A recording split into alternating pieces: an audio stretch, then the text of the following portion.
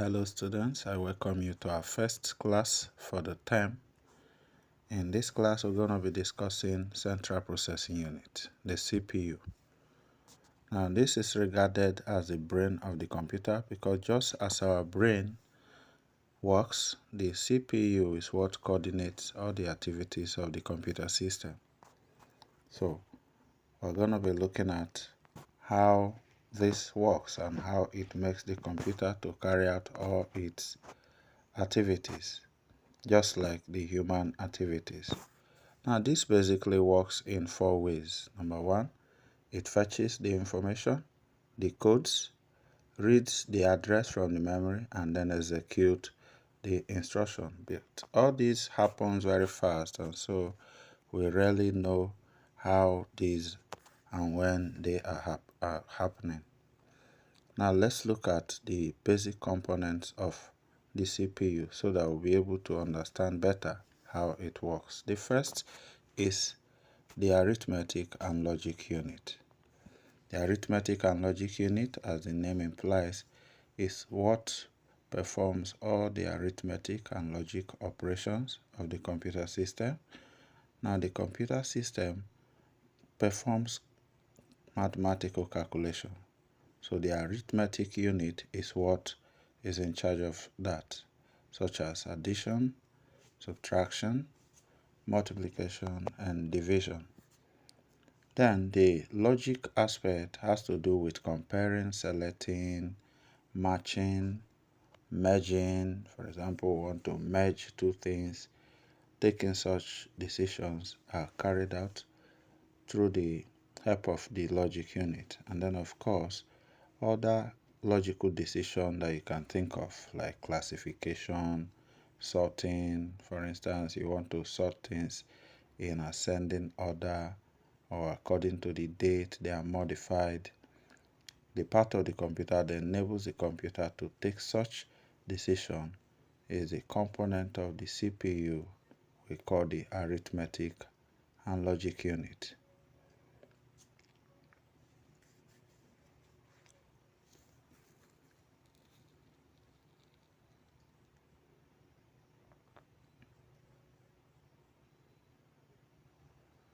Now in summary, we can see that the arithmetic and logic unit is what helps to execute arithmetic and logical operations.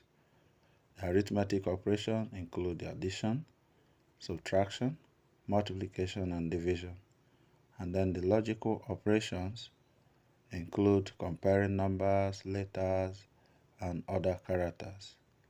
The logical function also include such terms as and, or, and not, which we refer to as logic gates. In our subsequent classes, we'll be looking at this in details to see how the computer treats such instructions as and. If you say A and B, A or B, or if you say not C, these mean different things and the computer understands this through the ALU. Now let's look at another important component of the computer processor or CPU, which is the memory unit. The memory unit, as the name implies, is what enables the computer to store whatever it is that it is processing, just like the normal storage that you know, like the flash drive, the floppy disk, and the rest of them. Though we'll be seeing this external storage in our subsequent classes also. Let's look at the functions of the memory unit so that we understand better how it works with the CPU. Now, it is what holds data and instructions for processing. Secondly, it is associated with the CPU memory known as the what? The primary memory. It is not only the primary memory that stores data in the computer. We also have other forms of memories like I highlighted earlier. But the one that works with the CPU directly is the main memory. And the memory unit of the CPU refers to the main memory. It is divided into two, which we shall be seeing in our next class. Now let's look at the control unit. The control unit is actually what coordinates all the activities of the CPU. That means in order to fetch input or instruction, the control unit is what directs that. In order to decode it, in order to process it or execute whatever it ought to execute, it is also the control unit that deals with all this. So in summary, the control unit, number one, is what directs the entire computer system operations. It is what enables the computer operations to take place, or the computer to carry out different program instructions.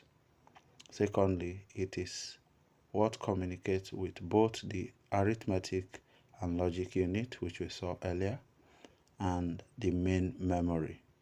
So it tells the ALU what to operate on, how to operate on it, when to operate on it. It is the control unit that determines all this.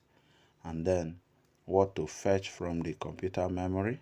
It also manages and coordinates all the other units. Now, to enable us understand how the CPU functions, we're going to be looking at this video. Hi, thanks for tuning into Singularity Prosperity. This video is the third in a multi-part series discussing computing. In this video, we'll be discussing classical computing, more specifically how the CPU operates and CPU parallelism.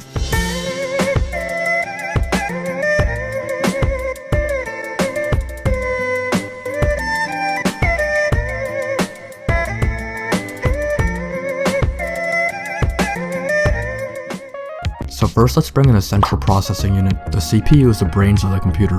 Let's also bring in memory, the RAM. This is where the CPU accesses stored information it needs. Now the CPU also has built-in memory. This is called a cache.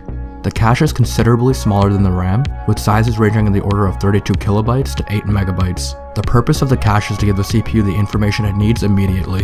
The CPU and RAM are separate objects, so when the CPU needs information, it takes time, albeit a very small amount of time, to read the data from the memory. This time can add considerable delay to computer operation. With the cache being right on the CPU reduces its time to almost nothing. The reason why you don't need much cache storage is because it just needs to store little bits of important information that the CPU will need to use soon, or has been using a lot of recently. There are various methods implemented to determine what goes onto the cache, what should be kept on the cache, and when it should be written back onto the RAM. In a typical CPU, there are various levels of cache, each with different read and write times and sizes. For the sake of simplicity, we'll assume a single cache for our CPU. So now, with the basic components out of the way, let's get into how the computer operates.